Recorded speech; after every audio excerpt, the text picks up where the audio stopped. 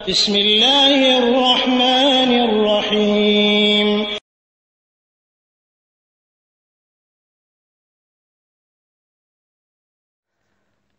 আর জামাল গাজী সাহেব, আপনি আরেকটা প্রশ্ন করেছেন আমার কোনো এক উত্তরে সালামের জবাবে ও বারাকাতুহুর সাথে ও মাগফিরাতুহু অ্যাড করা বিষয়ে। তো এই বিষয়টা নিয়ে আমি পরবর্তী আপনার সাথে আলাপ করবো ইনশাল্লাহ, গবেষণামূলক আলাপ হবে। তবে এতটুকু মনে রাখতে হবে যে অনেক সময় ওস্তাদদের আমলটাও ভেবে দেখার বিষয়, যে অবশ্যই কিছু থাকে।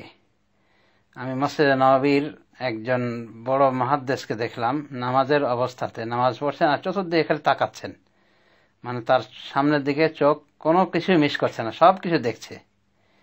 তা আমি একটু ছোট মনে করলাম তাকে, যে এত বড় আলেম এই আদবটা জানা না, যে নামাজের ভেতরে এভাবে দৃষ্টি নিচে করে রাখতে হয়, তাকানো যায় না।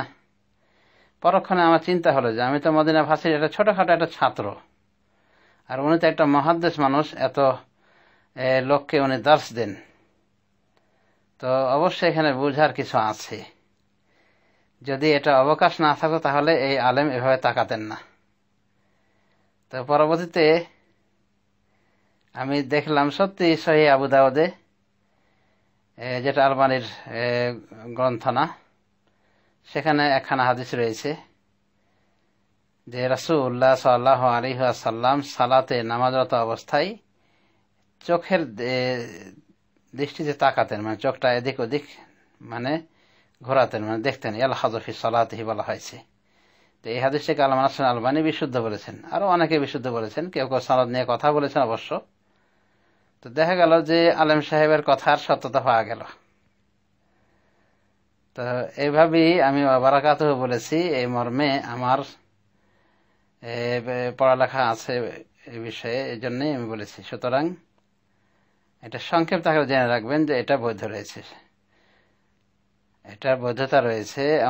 অনেকে মুস্তাহাব বলেছেন, তাদের ভিতরে রয়েছে আল্লামা নাসির আলবানী রহমতুল্লাহ আলাইহি, অনুরূপভাবে আরো একাধিক আলেম, হাফিজ ইবনে হাজার রয়েছেন, আরো একাধিক আলেম রয়েছেন। এবং বর্তমান জামানার এই আলবানীর কথা বলা হলো, শেখ ইবনে উসাইমিন, ওনাকে যখন সালামের উত্তর দেওয়া হয়েছিল, সালাম করা হয়েছিল আসসালামু আলাইকুম রহমতুল্লাহ ওয়া বারাকাতুহু, তখন উনি উত্তরে বলেছিলেন ওয়ালাইকুম আসসালাম রহমতুল্লাহ ওয়া বারাকাতুহু ওয়া মাগফিরাতুহু।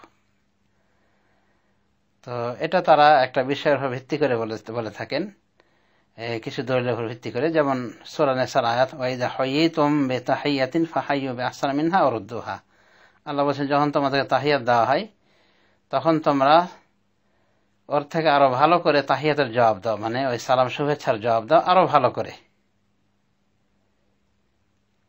ফারুদ্দু বিআহসানা মিনহা ফাহাইয়ু বিআহসানা মিনহা, তোমরা আরো ওর থেকে ভালো করে শুভেচ্ছা দাও।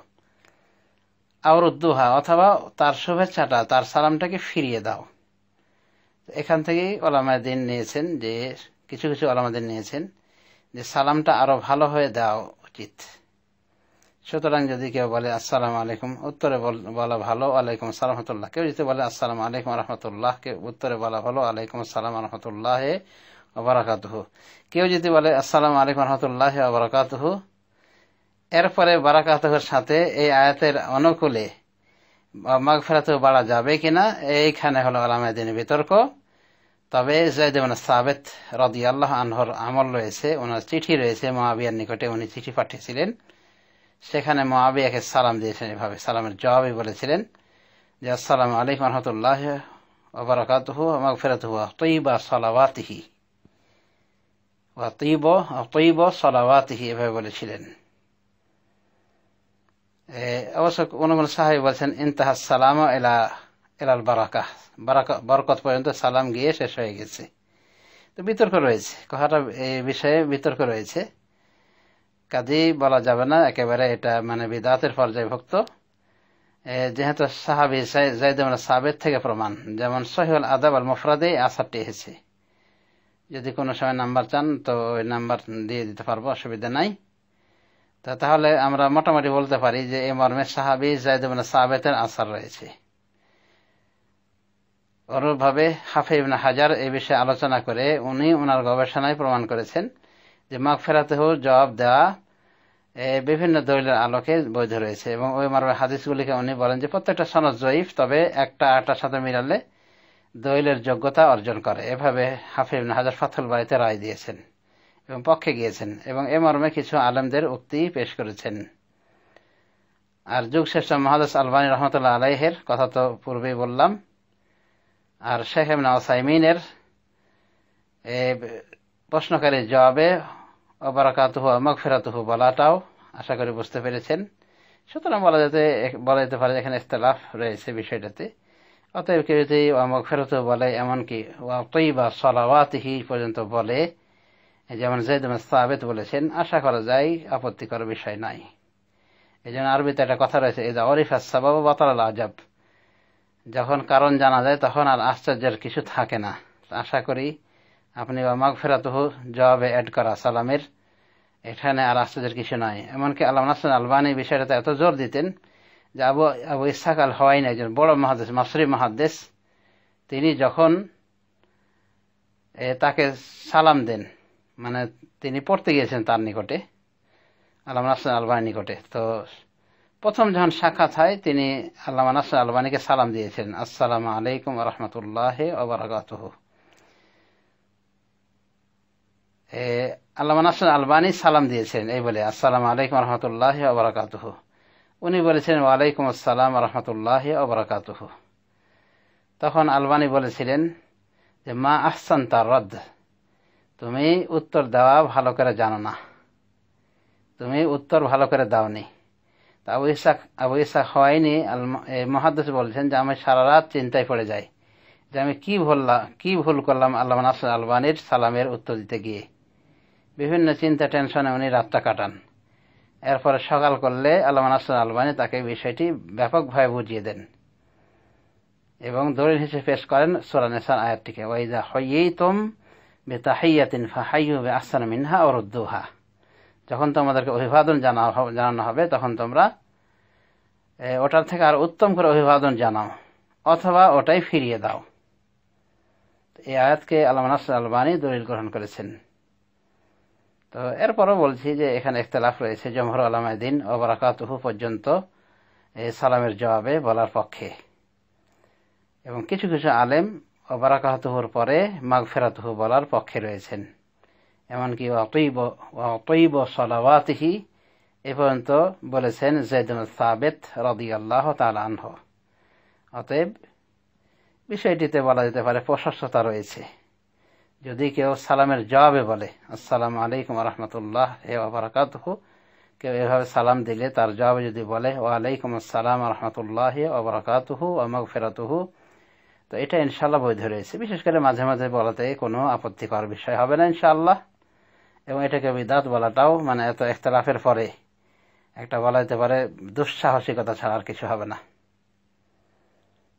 কারণ যেখানে এইরকম ইখতিলাফ রয়েছে, সাহাবীর আমল রয়েছে বৈধতার পক্ষে, কাজে ইখতিলাফ করতে নাই। এজন্য আমি আমার ওস্তাদ, একজন এওয়াজ শেহরি ছিলেন সৌদি আরবের মদিনা ভার্সিটির ওস্তাদ হাদিস বিভাগের। তো ছোটবেলায় যখন আমরা কেবল গিয়েছিলাম মদিনা ভার্সিটিতে এবং একসময় পিকনিকে গিয়েছিলাম, তখন আমরা ওই হানাফি মাযহাবের বিভিন্ন কথা বলি এবং তার নিকটে প্রতিবাদ করি। তো কথায় কথায় যে আমরা প্রতিবাদ করতাম, তখন উনি একটা কথা বলেছিলেন যে ইযা কাসরাল ইলমু কাল্লাল ইনকার ওয়া ইযা কাল্লাল ইলমু কাসরাল ইনকার। তিনি বলেছিলেন এলেম বেশি থাকলে ইনকার কমে যায়, আর এলেম কম হলে ইনকার বেড়ে যায়। তো বিষয়টা এরকম যে হয়তো মাগফিরাতুহু এটা অসম্পূর্ণ গবেষণার কারণে অনেকে মনে করে বিদআত বা গোমরাহি ইত্যাদি, কিন্তু যদি ভালোভাবে গবেষণা করা হয় তাহলে এরকম ভয়ের কিছু নাই। এরকম ভয়ের কিছু নাই, বিদআত হয়ে যাবে এরকম কিছু বলা যাবে না। কারণ সাহাবীর আমল রয়েছে, তারপরে বড় বড় বিজ্ঞ উলামায়ে দ্বীনের ফতোয়া রয়েছে, মুস্তাহাবও বলেছেন কিছু কিছু উলামায়ে দ্বীন, যাদের দৃষ্টিভঙ্গি আপনাকে একটু পূর্বে বলে শোনালাম। কাজেই আমার ওস্তাদ বাস্তবই বলেছিলেন যে আসলেই এলেমের কমতি থাকলে ইনকার বেশি হয়, এলেমে বরকত থাকলে, এলেম বৃদ্ধি তাহলে ইনকার কমে যায়, তার কারণ তার বিভিন্ন সাইডের বিষয় জানা থাকে, পক্ষে বিপক্ষের, এই জন্য নরম হয়ে যায়।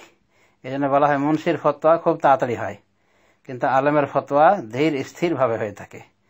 একটা মুন্সি হয়তো ফেকা দেখে ফতোয়া দিয়ে দিবে, ফেকে মোহাম্মদ দেখে, তখন তার একটা আলেম যার বিভিন্ন কেতাব পড়া রয়েছে, তখন সে ওই মাসআলায় ফতোয়ার কেতাব, হাদিসের কেতাব, তাফসিরের কেতাব দেখে সে এগুলো চষে, এগুলো মন্থন করে সে ফতোয়া দিবে। তো এরকম কিছু এখানে হয়ে গিয়েছে।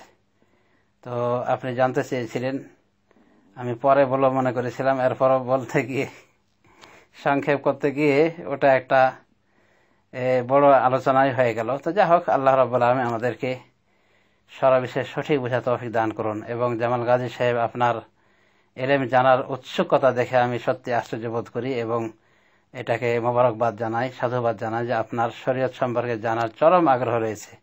এমনকি সালামের জবাবটা তো আপনাকে যখন একটু ব্যতিক্রম লেগেছে সে সম্পর্কে জানতে চেয়েছেন বলেই উত্তর দিলাম। আশা করি উত্তর পেয়েছেন। ধন্যবাদ। জাযাকুমুল্লাহু খায়রান।